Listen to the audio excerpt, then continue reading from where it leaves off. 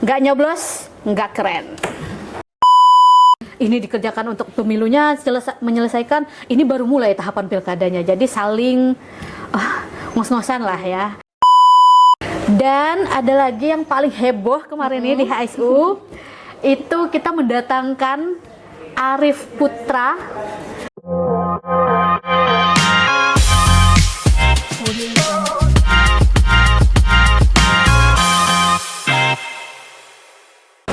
Assalamualaikum teman pemilih, kembali lagi di podcast Rabi Lupis, serba-serbi pemilu dan pemilihan serentak. Di episode kali ini kita akan mengenal lebih dekat Divisi Sosdikli Parmas di KPU Kabupaten Hulu Sungai Utara. Nah, untuk membahas topik kali ini, kita udah ditemani dengan Ibu Emi Najmiati. Beliau ini anggota KPU Kabupaten Hulu Sungai Utara loh. Nah, mungkin Ibu bisa perkenalan sedikit. Halo teman pemilih, saya Emi Najmiati. Kalau di KPU itu sebagai Ketua Divisi Sosdikli Parmas dan SDM. Baik, mungkin bisa Ibu jelaskan Divisi Sosdikli Parmas dan SDM itu apa kalau di KPU ini? Oke, Sosdikli Parmas SDM ini ibaratnya itu 3 divisi jadi satu ya, Sosdikli, Parmas, dan SDM. Jadi kalau Sosdikli itu sendiri sosialisasi pendidikan pemilih. Kalau Parmasnya itu partisipasi masyarakat. Nah, kalau SDM-nya itu sumber daya manusia. Itu secara singkatnya. Jadi tujuan utama dari Divisi Sosdikli Parmas itu apa, Ibu? Beda-beda ya, karena tadi seperti yang saya bilang, itu semacam ada seperti 3 divisi. Oke, kita kupas satu-satu nih. Kalau sosialisasi pendidikan pemilih itu lebih kepada kegiatan sosialisasi untuk tujuannya nanti memberikan ilmu pengetahuan terkait kepemiluan kepada pemilih, kepada warga Hulu Sungai Utara yang mempunyai hak pilih. Nah, kalau Parmas itu partisipasi masyarakat, tujuannya nanti pada akhirnya diharapkan seluruh warga Hulu Sungai Utara yang memiliki hak pilih itu bisa ikut datang ke TPS dan mencoblos sampai akhir. Bukan cuma datang dan lihat, itu bukan berpartisipasi ya. Datang, ikut mencoblos juga. Nah, kemudian kalau di SDM-nya itu lebih kepada perekrutan sumber daya manusia kita, di mana kalau di KPU itu kan, kalau kita nih KPU Kabupaten perlu dibantu oleh teman-teman di tingkat kecamatan dan juga desa dan juga di TPS-nya.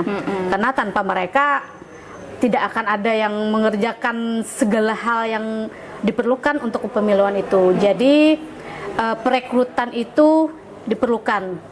Perekrutan badan ad hoc, Ibu ya? Iya, badan ad hoc, betul. Mungkin bisa Ibu jelaskan sedikit kali ya, tugas-tugas per divisinya itu apa aja? Oke, pertama nih sosialisasi pendidikan pemilih. Itu kan lebih kepada sosialisasi, karena targetnya itu pemilih, pendidikan pemilih. Banyak nih pemilih kita yang di HSU ini kan ada beberapa kategori. Yang pertama ada pemilih pemula, ada yang sudah lama juga, ada pemilih itu yang memiliki hak pilih itu kalau mereka sedang tidak dicabut hak pilihnya. Kemudian kalau TNI Polri itu memang mereka tidak boleh memilih kan. Jadi kita mendata mereka yang masuk atau yang baru saja menjadi anggota TNI Polri, kemudian yang sudah purna tugas. Nah, kalau purna tugas kan mereka sudah punya hak pilih. Terkadang informasi itu mereka tidak dapatkan. Artinya, aku purna tugas, mereka merasa tidak memiliki hak pilih tetap gitu. Nah, padahal kan setelah purna tugas mereka bisa memilih. Nah, itu kemudian informasi itu, yang hal-hal seperti itu perlu kita sampaikan kepada masyarakat, khususnya warga pemilih. Kemudian juga kita kadang bekerja sama dengan pihak sekolah, di mana targetnya itu pemilih pemula. Kita di sana ya ibaratnya menjadi diskusi, bisa tanya jawab juga, share ilmu agar mereka pemilih pemula ini tahu,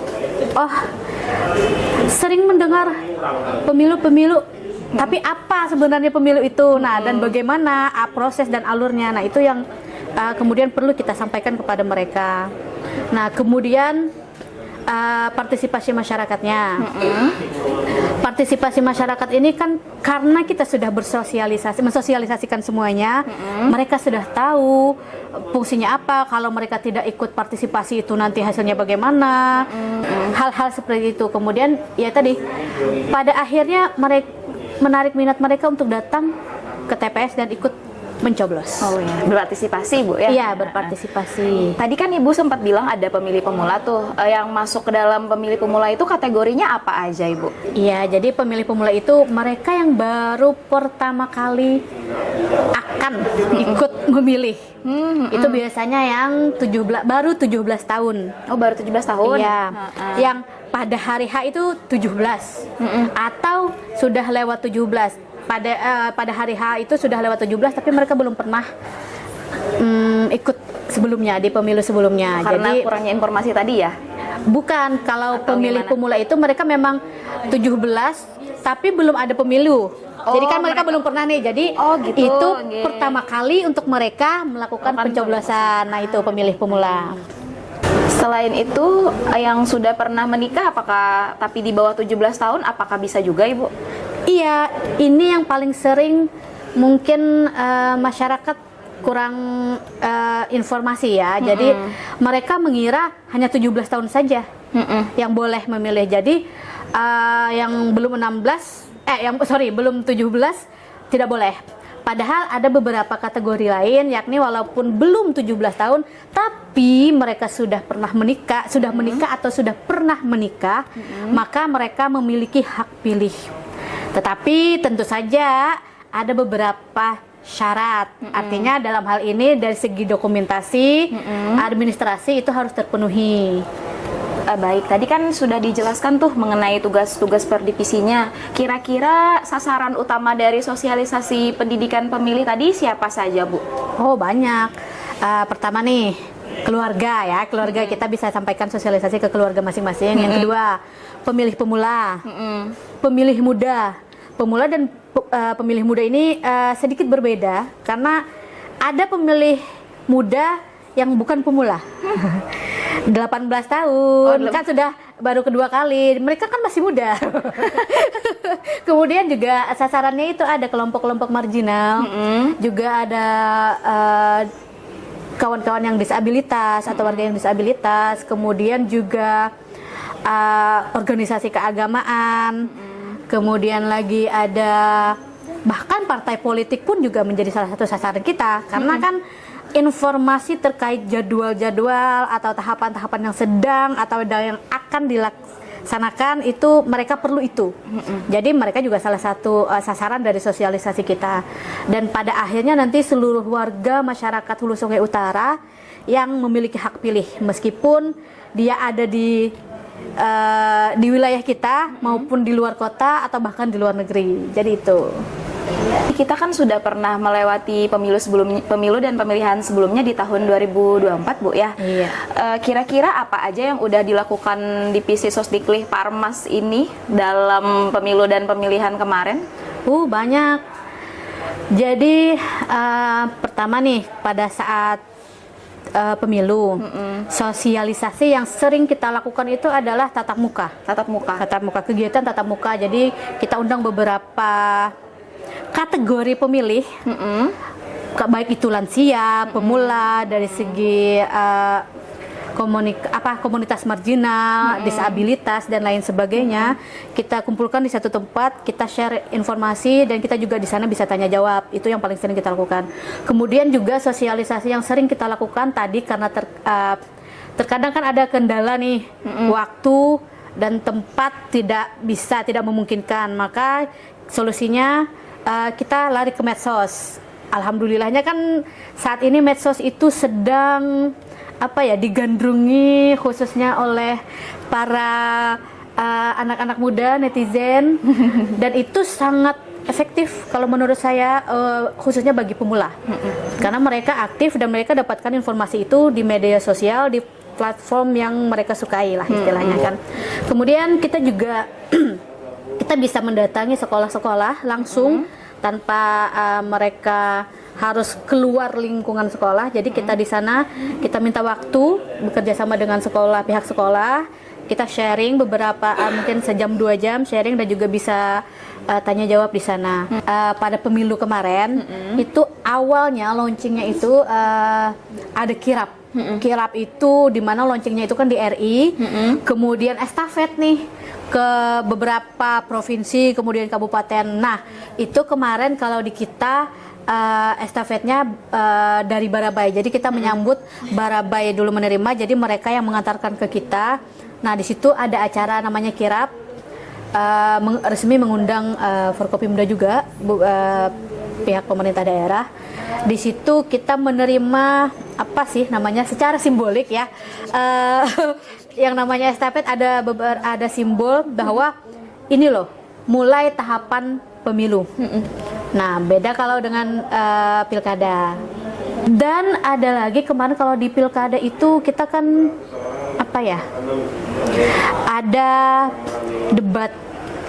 Debat itu adalah salah satu bentuk kampanye, artinya dari segi yang resmi dari KPU-nya. Jadi kita yang fasilitasi para kandidat itu di depan kamera. Jadi kemarin nih berdasarkan yang sudah kita lakukan, debat kemarin kita adakan 2 kali. 2 kali? Iya. Yang pertama itu kita adakan tempatnya di Banjarmasin. Karena kan pemilih, walaupun nih kita pemilihan bupati, tidak hanya orang HSU itu kan ada juga yang di luar daerah. Oh iya, benar. Iya, jadi kalau kita cuman di wilayah kita saja, di dalam saja, mungkin jangkauan informasinya itu agak sedikit lebih tidak begitu luas gitu ya. Jadi kemarin diputuskan bahwa ada 2 kali, jadi 1 kali yang di luar daerah, kemarin itu di Banjarmasin, yang kedua itu di dalam di HSU. Kemarin kita di stadion itu. Oh, stadion. Iya, walaupun ya tetap media sosial juga kita kita tingkatkan untuk penyebaran informasi itu untuk menjangkau di luar daerah itu tadi. Dan ada lagi yang paling heboh kemarin ini di HSU, itu kita mendatangkan Arif Putra dan beberapa artis lainnya seperti Tomika Ganangan di lapangan Pahlawan sini. Jadi seluruh masyarakat itu boleh datang dan ikut melihati dan menikmati apa yang disajikan. Dalam hal ini kan tentu saja hiburan Arif Putra, tetapi juga ada beberapa sosialisasi di sana diselipkan terkait kepemiluannya, di mana kemarin kita mengundang ada KPU provinsi. Alhamdulillah seluruhnya datang, seluruh anggota ketua dan anggota ya? Iya. Karena kemarin kita jadwalnya itu terakhir dari seluruh kabupaten. Jadi alhamdulillah karena terakhir kita kan sebenarnya sempat was-was nih, jangan-jangan nggak ada yang datang, kecapean nih karena paling akhir ya. Tapi ternyata karena terakhir justru malah itu yang jadi bikin kayak paling puncaknya heboh. Dan paling heboh, bahkan kabupaten anggota KPU kabupaten kota lain pun datang untuk melihat untuk menyaksikan dan memeriahkan itu. Dan kalau menurut saya pribadi ya, sosialisasinya itu tercapai gitu loh, targetnya itu. Artinya kan yang hadir itu seluruh masyarakat. Artinya tidak tua, muda, anak kecil pun walaupun tidak punya hak pilih ya, tapi mereka juga ikut menikmati itu, dan sedikit banyaknya itu menjadi bahan pembicaraan saat itu. Jadi kan masyarakat kita itu oh sebentar lagi pemilu. Di situ kita, karena mereka sudah kita bangkitkan lagi semangatnya, harus ikut ya, partisipasi ya, harus datang ya. Karena kadang kan mereka itu kalau tidak ada hal-hal kegiatan, itu ada acara apa? Pemilu.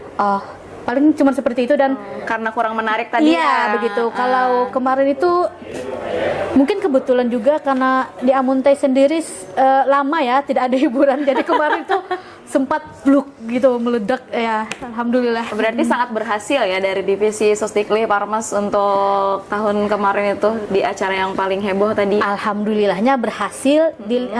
Kenapa bisa dikatakan begitu? Karena dilihat dari partisipasi masyarakatnya lah yang alhamdulillah sudah meningkat dari pemilu atau pilkada sebelumnya. Berarti harapan dari Ibu sendiri sebagai ketua divisi apa untuk kedepannya? Banyak sebenarnya, tapi kalau yang paling utama itu adalah divisi ini bisa lebih maksimal lagi, karena saya pribadi merasa saya tidak begitu maksimal dalam melaksanakan sosialisasi karena terkait beberapa kendala seperti tadi waktu yang sudah saya sampaikan. Karena mungkin sekadar informasi, pemilu kemarin masih jalan, sudah selesai, belum selesai tapi sudah mulai lagi tahapan pilkada, jadi saling beririsan. Di situ kita ibaratnya kalau bisa dikatakan itu apa ya, lari-larian, apa kejar-kejaran. Ini dikerjakan untuk pemilunya menyelesaikan, ini baru mulai tahapan pilkadanya. Jadi saling ngos-ngosan lah ya. Harapannya nanti ke depannya semoga bisa lebih tertata dan waktunya lebih banyak sehingga untuk sosialisasi itu bisa lebih maksimal. Oke, baik. Mungkin ada closing statement Ibu untuk teman pemilih yang sedang menonton podcast kita? Apa ya? Oke, bagi teman-teman pemilih yang memiliki hak pilih khususnya, singkat saja, nggak nyoblos, nggak keren. Oke, untuk menutup podcast kita ini, saya mau sedikit pantun ya. Makan serabi di pagi hari. Cukup sekian, kami pamit undur diri. Oke, jangan lupa Like, comment, dan subscribe channel YouTube KPU Hulu Sungai Utara ya teman pemilih. Sampai jumpa di episode selanjutnya. Dadah.